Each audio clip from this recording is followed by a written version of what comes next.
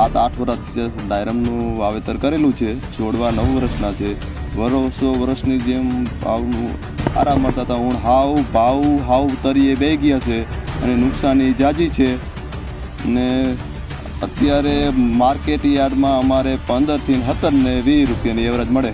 ખર્ચાનું પૂરતું નથી કરતું. અમને પૂરેપૂરું વળતર આપે એવી અમારી સરકાર પાસે માંગ. અને અમારી ડાયરમનો નિકાસ સરકાર હળવદમાં ગમે આ યાર્ડમાં અમારું એવું કરે કે અમારા હળવદ યાર્ડમાં વેચાણ થાય સરકારી યાર્ડમાં.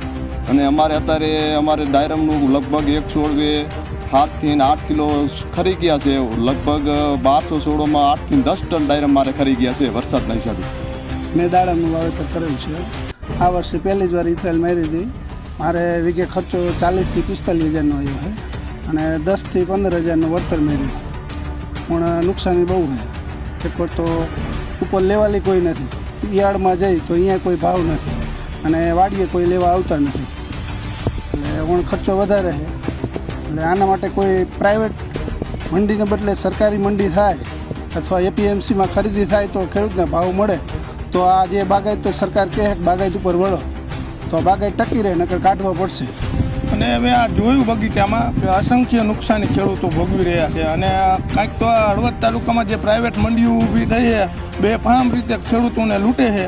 તો હું સરકારને તમારા તરફથી એટલી રજૂઆત કરીશ કે આ મંડીઓ માટે કંઈક કસંગો ઘસો અને આને દબવો અને આના કંઈક નિયમોનું પાલન કરાવો. કે એક જ જણસીના 8-8, 9-9 વકલ કરવાના અને એ પહેલી વકલના 20 રૂપિયા ભાવ આપે તો વાયલી 5 વકલના મફતના ભાવે સીધી ગૌશાળામાં નાખે છે.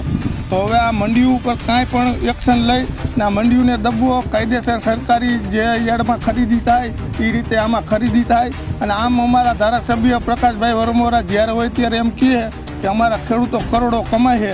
તો અત્યારે ખેડૂતોને એકવાર તો જોવો દશા કેવી થઈ છે. મારે 10 વીઘાનો બગીચો છે દાડમનો. અને દાડમમાં અત્યારે દાડમ તો ઝાઝા છે પણ ભાવ નથી. અને સરકારને એક જ કે જે આ મંડી પ્રાઇવેટ મંડી છે ને એના લીધે બજાર દબાઈને રાખે છે. બાકી ઉપર તો ભાવ છે જ. અમે મહારાષ્ટ્રના ભાવ જોઈ છીએ તો અહીંયા 80 રૂપિયા કિલો જાય, અમારા અહીંયા 15 ને 20 રૂપિયા જાય. તો સરકારને ગમે તે આયોજન ખેડૂત માટે કરવું પડે. આમ થાય તો સરકાર કહે છે કે આ ખેડૂતની સરકાર, તો મંડી કરો હળવદમાં. વાવેતર તો દાડમનું પુષ્કળ છે હળવદમાં. અમારા ધારાસભ્ય કહે છે કે કરોડો રૂપિયા ખેડૂત બાગાયતમાં કમાણા. તો ધારાસભ્યને કે તમે એકદમ સર્વે કરો ખેડૂતને અત્યારે પરિસ્થિતિ શું છે. અમારી તમામ માહિતીથી અપડેટ રહેવા માટે જોડાયેલા રહો S9 ન્યૂઝ સાથે.